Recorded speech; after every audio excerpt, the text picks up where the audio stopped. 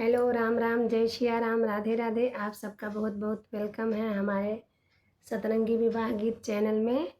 तो हम एक विवाह गीत लेके आए हैं, आप लोगों को जैसा भी लगे कमेंट ज़रूर करिएगा। आप सभी को राधे राधे, जय सिया राम, जय श्री कृष्णा। तो मैं वो गीत गाती हूँ।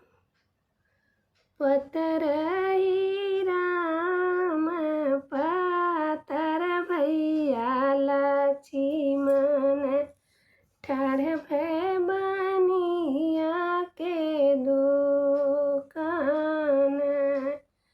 पतरई राम पातर भैया लक्ष्मण ठाढ़ भय बनिया के दुकान। किया तू ही ले भय बाबू खयर सो परिया हो। किया हो मगहिया ढोली पान। किया तू ही ले भय बाबू खयर सो परिया। किया हो मगहिया ढोली पान। नाही हम ले बरहीन खयर सो परिया हो।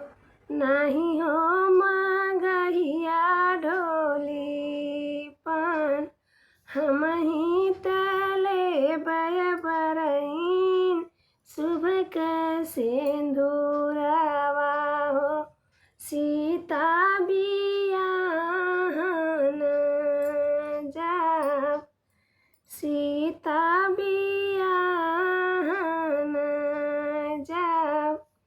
शुभ का सिंदूर जब बांधत रली हो। पोटरी की दैया भैली छी।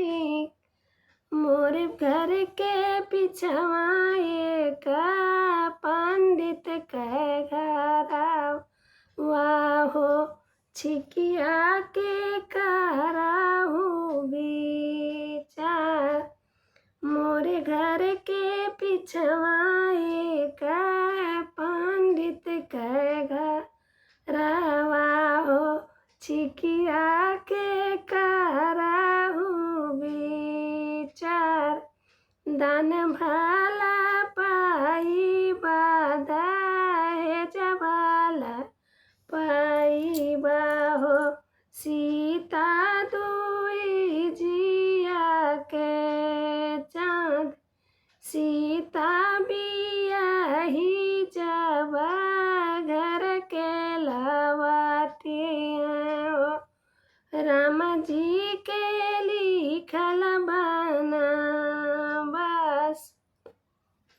बियाहला चुनारी धूमिल नाही भइनियो। राम जी के लिखल बनवास। दान भला पाई बाधा है जबाला पाई बाओ। सीता दुई जिया के चाँद। गबी सीता बियाही जब घर के लावा टला हो। राम जी